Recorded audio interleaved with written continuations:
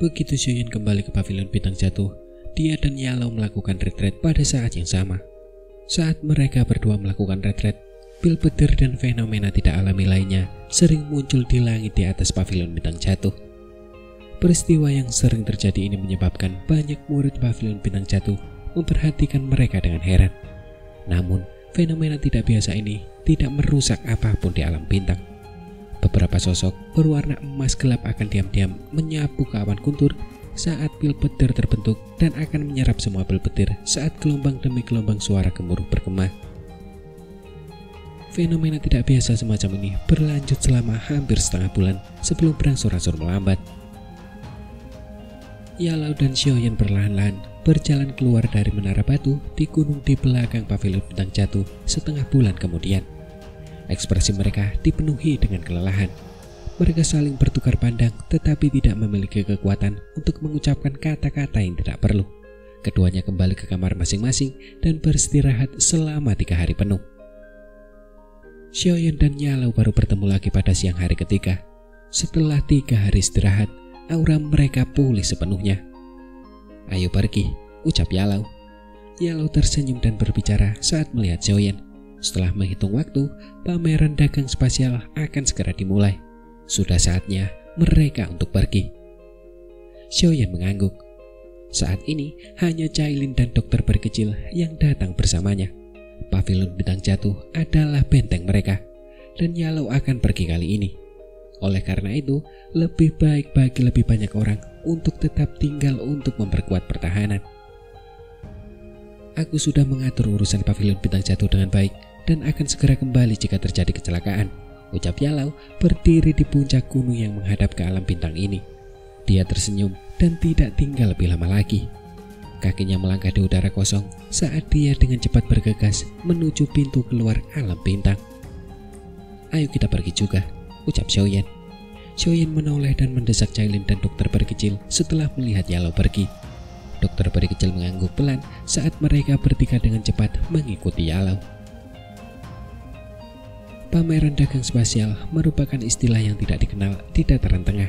Hanya faksi-faksi dan pakar-pakar papan atas di seluruh benua yang mengetahui informasi terkait pameran dagang spasial. Ketika pameran dagang spasial ini dimulai, tidak ada penyelenggaraan khusus, tetapi semuanya pada akhirnya memerlukan beberapa aturan untuk menjaga agar orang-orang tetap patuh.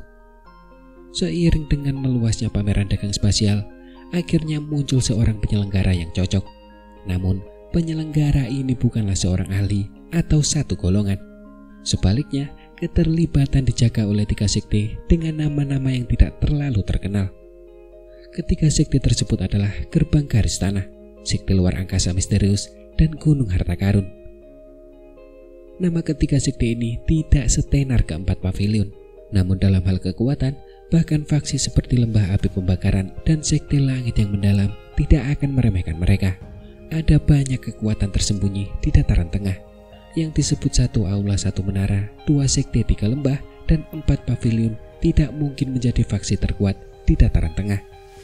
Beberapa faksi menjaga profil yang sangat rendah, tetapi mereka juga memiliki fondasi dan kekuatan yang sangat solid.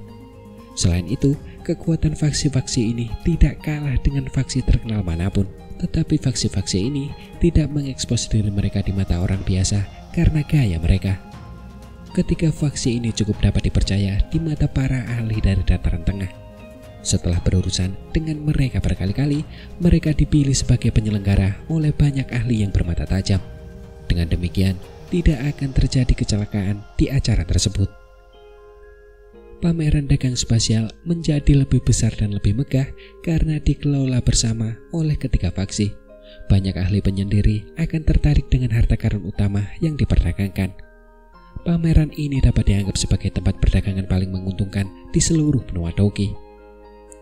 Bahkan keterampilan Douglas Tian tidak terlalu langka di pameran dagang spasial ini. Tentu saja, jika seseorang ingin memperoleh keterampilan seperti itu, seseorang perlu mengeluarkan sesuatu yang akan memuaskan pihak lain. Seseorang seharusnya tidak berpikir untuk mencoba merampok di acara ini. Jika tidak, seseorang akan menderita serangan gabungan dari 3 sekte besar yang mengatur dan akan dipandang dengan permusuhan oleh para ahli lainnya, karena siapapun yang ingin berpartisipasi dalam pameran dagang spasial ini perlu bersumpah bahwa mereka akan menyerang siapapun yang menyebabkan masalah selama acara tersebut. Sebagian besar ahli sejati masih menepati janji mereka. Meskipun hal seperti ini pernah terjadi di beberapa kejadian sebelumnya, mereka yang ingin merebut barang orang lain dengan paksa tidak akan mendapatkan akhir yang baik. Berkat semua aturan ini, pameran dagang spasial ini berkembang pesat. Jumlah pakar papan atas yang diundang juga meningkat. Lokasi pameran dagang spasial diadakan di padang pasir tandus di bagian selatan dataran tengah. Pasir dan angin biasanya bertiup di tempat ini, menyebabkan tempat ini sepi dari orang. Selain itu, ini adalah daerah miskin dan jarang ada golongan yang mencoba mengambil untung darinya. Oleh karena itu, padang pasir ini adalah tanah tandus. Orang biasa tidak akan pernah bisa membayangkan bahwa tempat ini, tempat yang bahkan binatang buas pun tidak ingin kunjungi, adalah daerah perdagangan terbaik di dataran tengah. Suara angin yang berhembus tiba-tiba muncul di langit cerah di luar gurun, dan 4 sosok samar melintas. Sesaat kemudian, mereka muncul di tepi gurun. "Apakah di sini?" ucap Xiaoyan mengangkat kepalanya dan melihat ke padang pasir yang dipenuhi pasir kuning. Dia bertanya dengan heran. "Itu benar," ucap Yalau tersenyum dan mengangguk. Matanya perlahan menyapu sekelilingnya sambil tertawa samar. "Tempat ini mungkin tampak benar-benar sepi, tetapi jika kau merasakan dengan seksama, kau dapat mengetahui bahwa ada cukup banyak aura kuat di dalamnya," ucap Yalau. Xiaoyan mengangkat alisnya saat mendengar kata-kata Yalau. Hatinya bergetar saat persepsi spiritualnya menyebar ke segala arah. Rasa terkejut dengan cepat muncul di wajahnya. Dia telah menyapu persepsi spiritualnya sebentar dan telah menemukan lebih dari 100 aura di gurun ini. Aura terlemah dari aura ini berada di kelas Dousum bintang 3, sementara yang terkuat samar-samar memancarkan fluktuasi unik. Xiaoyan telah merasakan riak seperti itu dari Yalau berkali-kali sebelumnya. Itu adalah fluktuasi misterius yang hanya dimiliki oleh elit Douseng. Meskipun riak ini sangat samar, itu juga berarti bahwa pemilik aura setidaknya telah mencapai puncak 8 perubahan bintang 9 kelas Dousun. Kalau tidak, mustahil untuk menciptakan fluktuasi seperti itu. Memang layak menjadi pameran dagang kelas atas di dataran tengah. Pameran ini telah menarik banyak ahli, gumam Xiaoyan memuji dengan lembut. Itu hanyalah aura yang dapat ia rasakan. Hatinya menyadari bahwa ada beberapa aura yang tidak dapat ia deteksi. Pemilik aura ini kemungkinan memiliki pangkat orang suci dalam namanya. Ini hanya sebagian kecil. Setelah memasukinya, kalian akan menyadari bahwa tempat ini benar-benar sesuai dengan reputasi sebagai tempat yang mewah, ucap Yalau membelai jenggotnya dan tertawa. Dia segera menambahkan dengan agak serius. Kalian semua harus bersikap baik begitu kita masuk. Ada banyak ahli di dalam. Beberapa sekte tersembunyi mungkin tidak terkenal, tetapi sekte itu mungkin berisi keberadaan Douseng seperti iblis tua. Oleh karena itu, sebaiknya kita tidak menyinggung mereka jika bisa, ucap Yalau. Kelompok Xiaoyan mengangguk ketika mendengar peringatan Yalau. Pavilion bintang jatuh saat ini mungkin berkembang pesat, tetapi itu karena mereka mengandalkan status alkemis Yalau dan kekuatan bansengnya. Kalau tidak, pavilion bintang jatuh hanyalah sebuah faksi yang mirip dengan pavilion petir angin. Orang mungkin tidak dapat mengatakan bahwa mereka dapat menemukan sejumlah besar faksi serupa di dataran tengah, tetapi pasti ada cukup banyak dari mereka. Namun jika orang lain datang memprovokasi kita, tentu saja kita tidak boleh bersikap lemah lembut, ucap Yalau tersenyum tipis saat berbicara. Kelas Banseng mungkin tidak tertandingi, tetapi ia masih memiliki status lain. Ia adalah seorang alkemis terkenal di dataran tengah. Menghadapi gelar ini, bahkan elit Douseng sejati tidak akan bersikap sombong saat bertemu dengannya. "Ayo pergi," ucap Yalau. Yalau tidak mengatakan apapun lagi setelah kata-katanya terdengar. Dengan lambaian tangannya, tubuhnya melangkah melalui udara kosong saat ia bergegas menuju bagian terdalam gurun. Badai pasir kuning yang tertiup di sepanjang jalan secara otomatis menghilang ketika berada sekitar 100 meter dari tubuhnya. Xiaoyan dan 2 lainnya mengikuti dari belakang. Badai pasir yang sangat ditakuti orang biasa tidak menjadi halangan bagi mereka. Oleh karena itu, kelompok Xiaoyan telah mencapai bagian terdalam gurun. 10 menit kemudian, mereka mengikuti Yalau dan mendaki gunung pasir yang sangat curam. Pandangan mereka menyapu sisi lain gunung pasir saat mereka mencapai puncak. Rasa terkejut melanda wajah mereka. Orang bisa melihat lubang hitam berukuran 1000 kaki yang berputar perlahan di puncak gunung pasir yang menjulang tinggi yang terletak di tengah gurun. Gelombang daya isap perlahan menyebar darinya. Pada saat ini, beberapa orang dengan aura yang sangat kuat melesat turun dari pegunungan pasir di sekitarnya. Mereka menyerbu ke dalam lubang cacing dan menghilang. Ini adalah pintu masuk pameran dagang spasial. Sudah ada wilayahnya sendiri yang diciptakan untuk itu. Betapa megahnya, gumam Xiaoyan. Xiaoyan mendesah pelan dan bergumam pada dirinya sendiri saat dia mempelajari pemandangan ini. Yalau tersenyum melihat ekspresi terkejut dari ketiga orang Xiaoyan. Ia melambaikan tangannya dan berkata, "Ayo masuk," ucap Yalau. Xiaoyan dan 2 orang lainnya mengangguk ketika mendengar saran Yalau. Tubuh mereka bergerak dan mereka bergegas menuju gunung pasir yang menjulang tinggi. Mereka telah muncul di depan lubang hitam spasial dalam beberapa kilatan. Sesekali ada beberapa sosok yang bergegas ketika mereka berempat tiba. Mata mereka berhenti pada kelompok Xiaoyan sebelum melirik Cailin dan dokter peri kecil. Mereka yang bisa datang ke tempat ini bukanlah orang bodoh. Mereka jelas menyadari tipe orang yang akan datang. Oleh karena itu, jarang ada orang bodoh yang dengan sengaja melangkah maju dan mencari masalah. Yalau mengabaikan tatapan mata itu. Ia melangkah di udara kosong dan berjalan ke dalam lubang hitam spasial. Kelompok Xiaoyan mengikutinya dari belakang. Ketiganya merasakan kekuatan yang tidak biasa menyapu mereka saat memasuki lubang hitam spasial. Tidak ada niat jahat dalam kekuatan ini. Sebaliknya, kekuatan itu tampak seperti sedang menyelidiki.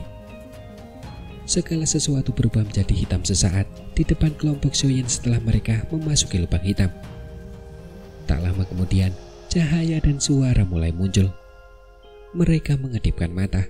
Dunia di depan mereka telah berubah menjadi kota kecil. Ketika mata seseorang melirik ke arah langit kota kecil itu, orang akan menemukan bahwa langit itu sepenuhnya berwarna abu-abu. Ada riak spasial yang liar dan ganas yang samar-samar dipancarkan. Ini adalah kota luar angkasa, lokasi tempat diselenggarakannya pameran dagang luar angkasa.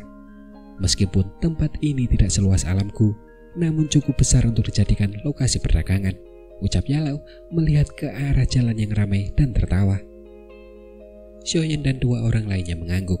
Mampu menciptakan wilayah sebagai lokasi perdagangan adalah hal yang luar biasa.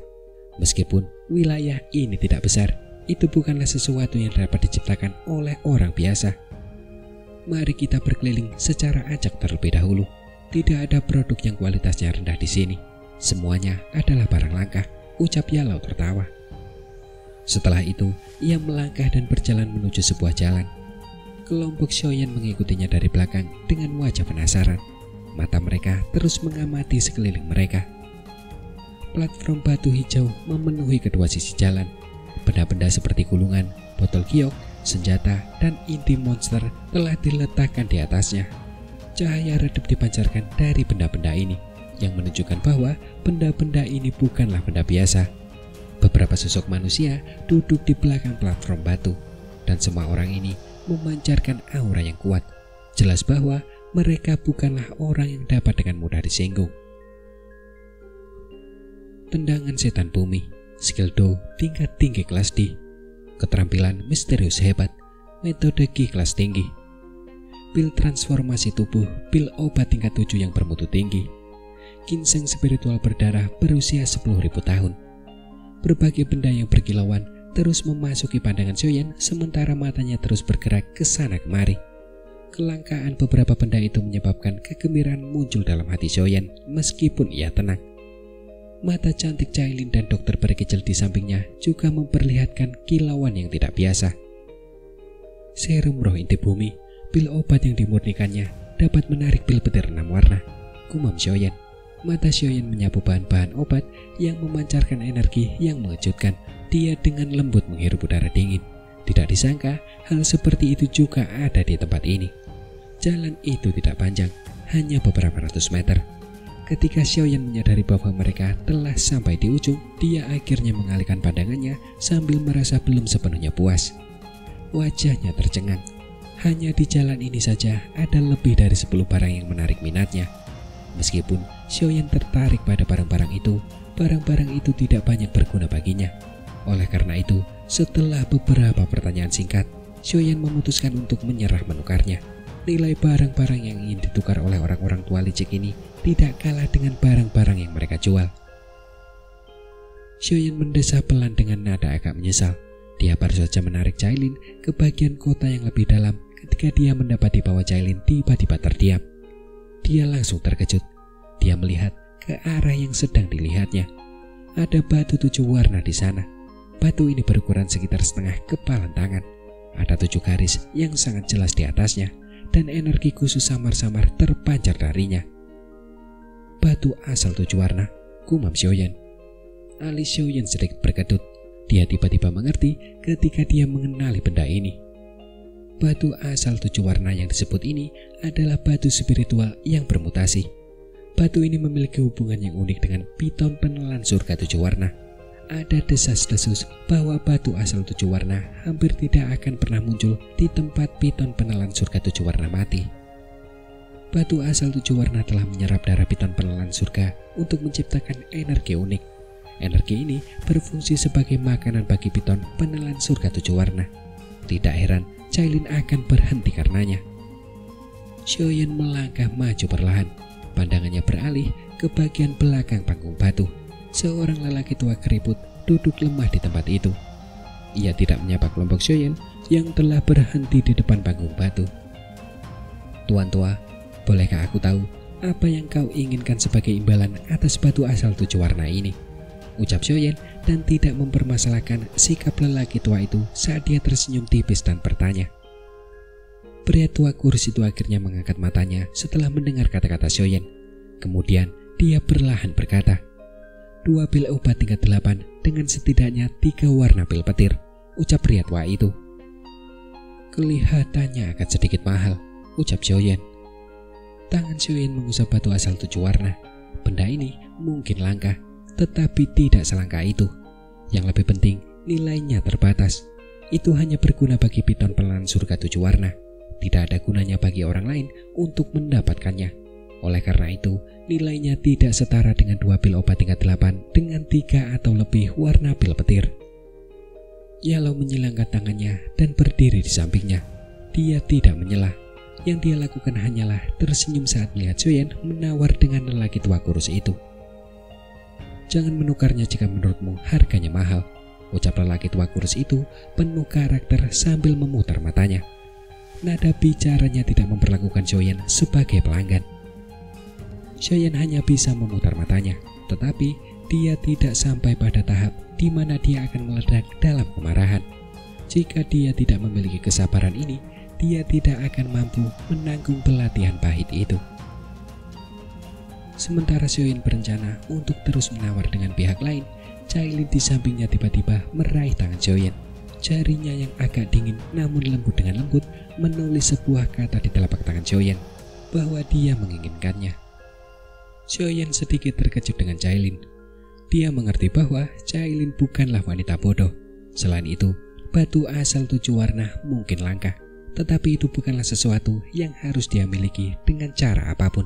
Tetapi dia terus bersikeras. Dia bahkan diam-diam menyampaikan pesan seperti itu kepada Xiaoyan.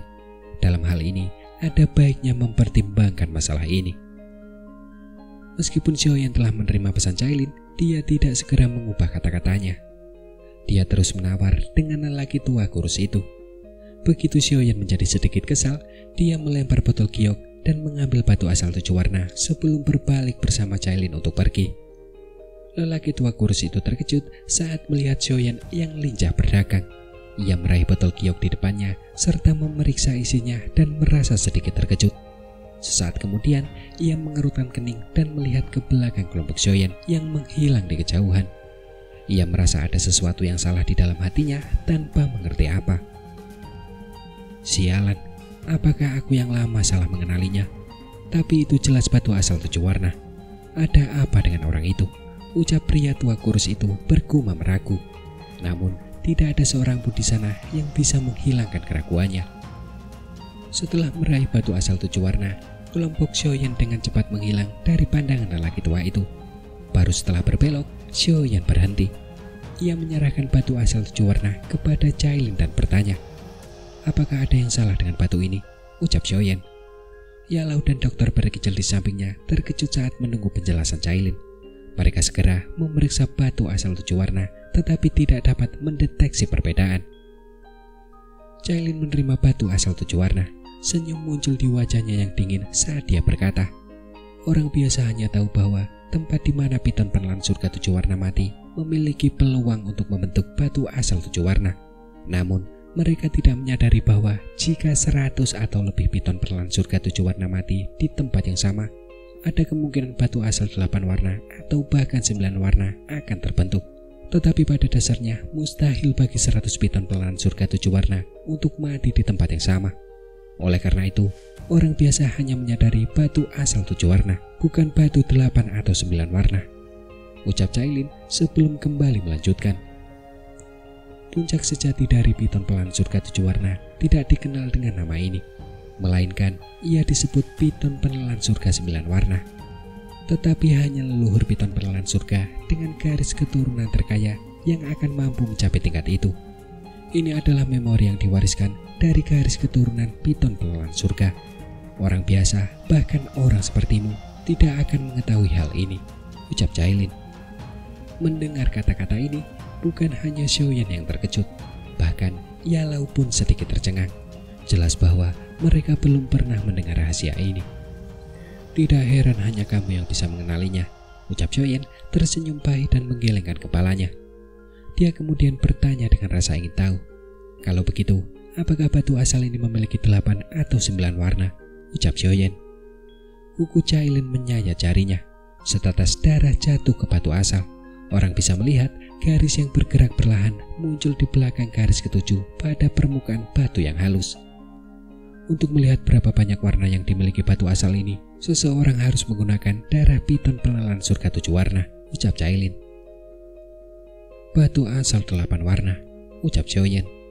Xiaoyan merasa sedikit kasihan saat melihat ini. Jika ini adalah batu asal 9 warna, Cailin pasti akan mendapatkan banyak keuntungan kali ini. Tentu saja, dia sadar bahwa ini adalah keserakahannya sendiri. 8 warna sudah lumayan. Jika digunakan dengan benar, itu akan meningkatkan kekuatan Cailin secara signifikan. Batu 8 warna mungkin berbeda 1 warna dari batu 7 warna, tetapi energi yang terkandung di dalamnya sangat berbeda. Kalau orang tua itu tahu hal ini, kemungkinan besar dia akan memuntahkan seteguk darah, ucap Yalau tersenyum. Tidak disangka mereka akan mendapatkan keuntungan seperti itu setelah baru saja tiba di pameran perdagangan spasial. "Ayo pergi, aku akan membawa kalian semua untuk melihat harta karun yang sebenarnya. Hal yang kita butuhkan juga ada di sana," ucap Yalau. Yalau melambaikan tangannya. Setelah itu, dia membalikkan tubuhnya dan berjalan ke satu sisi jalan. Xiaoyan dan dokter peri kecil segera mengikutinya. Akhirnya, Cailin menggosok batu asal 8 warna di tangannya sebelum dia memasukkannya ke dalam cincin penyimpanannya.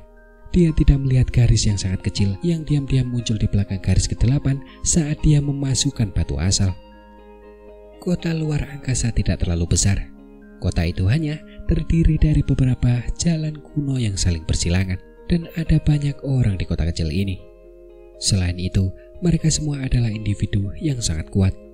Mereka semua adalah pakar tingkat atas di dunia luar, sementara di sini mereka hanyalah orang biasa.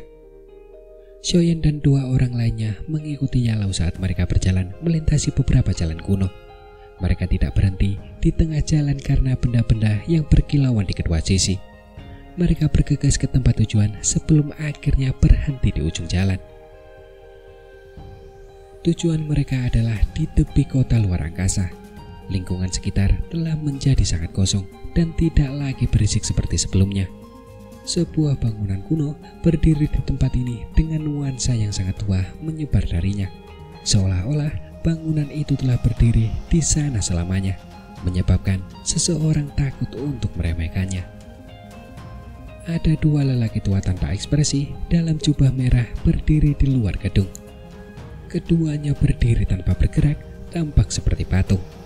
Namun, masih ada fluktuasi dogi yang kuat yang samar-samar menyebar di sekitar tubuh mereka, menyebabkan hati seseorang merasa kagum. Hanya dua penjaga pintu ini saja telah mencapai level dusun bintang 6. Seorang ahli dengan level seperti itu akan diperlakukan sebagai VIP bahkan di sekte langit mendalam atau pavilion bintang jatuh saat ini. Dari sini, orang dapat mengetahui standar tinggi pameran dagang spasial ini. Pavilion harta karun kuno ini bukanlah tempat yang bisa dimasuki sembarang orang. Seseorang harus mendapatkan undangan dari 3 sekte besar untuk bisa masuk. Dan mendapatkan undangan ini tidak semudah yang dibayangkan, ucap Yalau tersenyum. Kecuali seseorang adalah seorang ahli atau faksi yang layak dipercaya oleh 3 sekte besar yang menyelenggarakan pameran dagang spasial, seseorang tidak akan bisa mendapatkan undangan ini. Yalau dapat dianggap sebagai pelindung lama. Tentu saja tidak terlalu sulit baginya untuk mendapatkan undangan. Ketika Xiaoyan mengangguk pelan, tidak sembarang orang bisa datang ke sini. Yalau berjalan menuju pintu setelah kata-katanya berbunyi. Dia menjentikan jarinya dan cahaya merah melesat keluar dari lengan bajunya dan menuju arah kedua lelaki tua itu.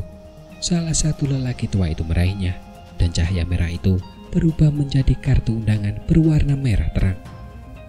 "Selamat datang," ucap pria tua itu. Orang-orang tua tanpa ekspresi itu menunjukkan perubahan saat mereka menerima cahaya merah.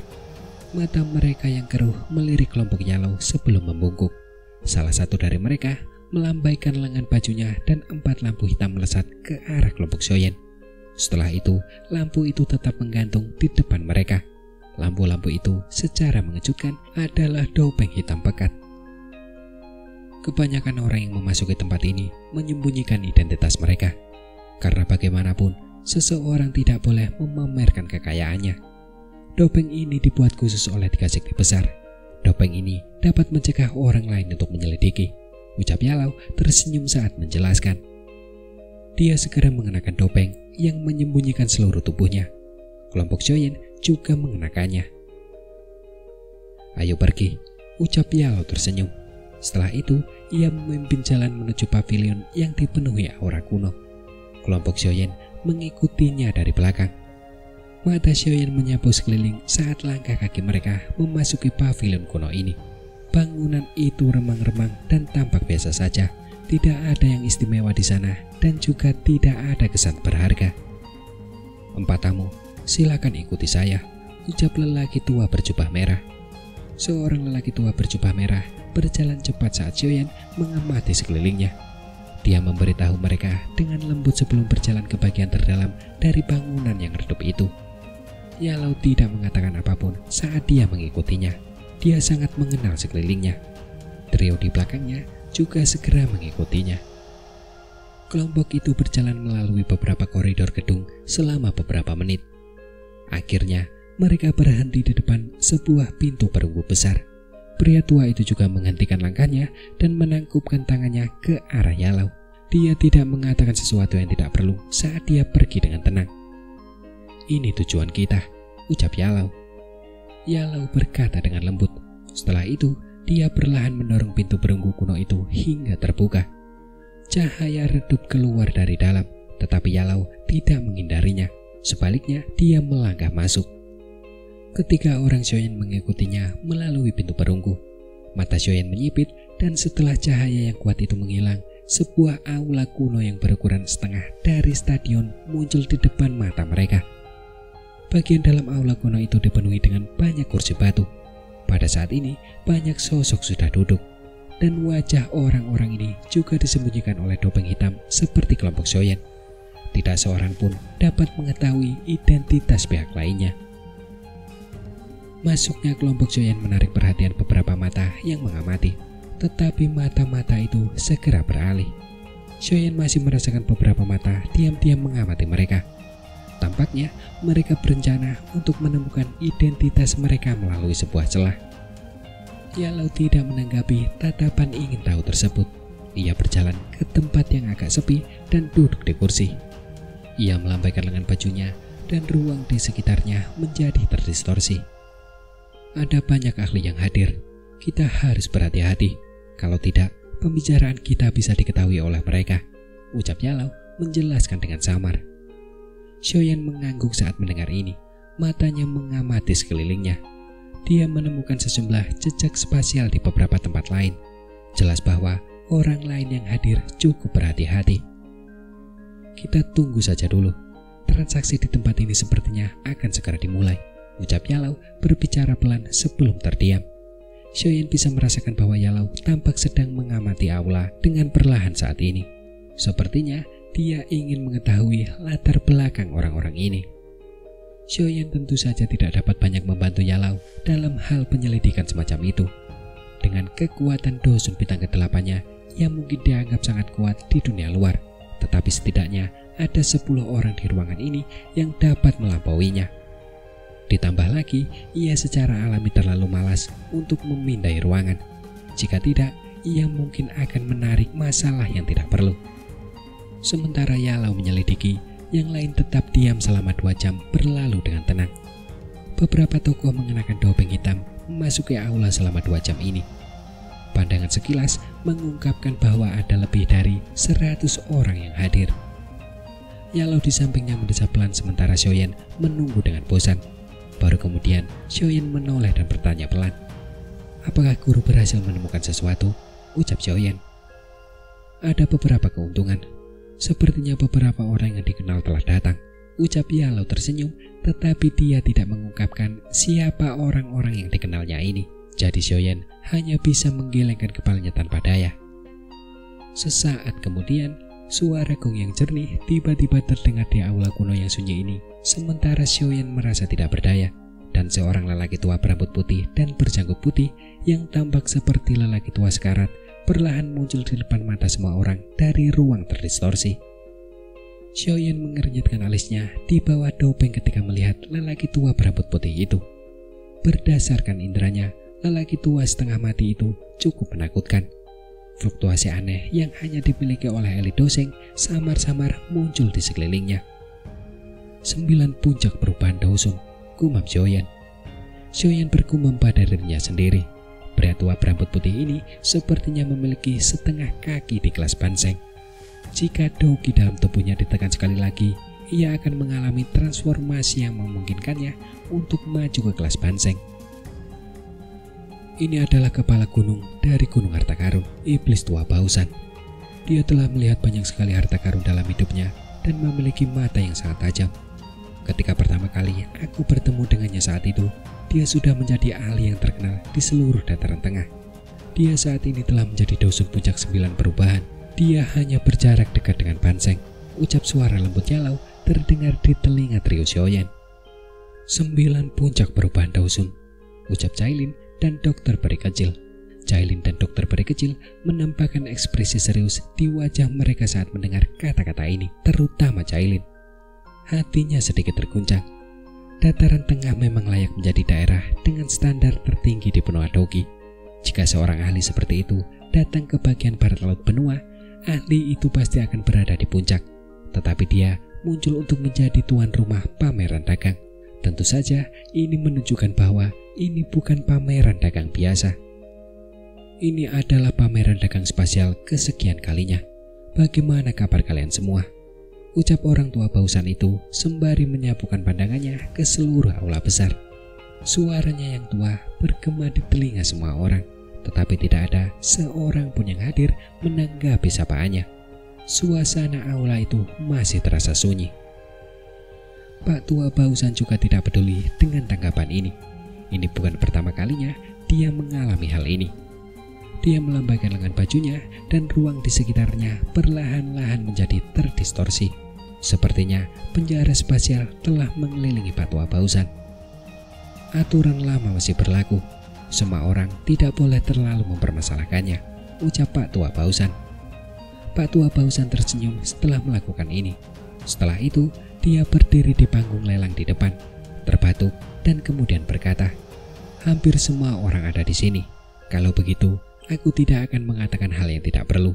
Mari kita mulai pameran dagang ini," ucap Pak tua Bausan. Setelah kalimat terakhir dari lelaki tua Bausan terdengar, semua tatapan di dalam aula besar langsung tertuju padanya. Ada sedikit rasa harap dan kegembiraan yang samar-samar terlihat. Semua orang tahu bahwa barang-barang yang ditawarkan di pameran dagang ini tidak biasa.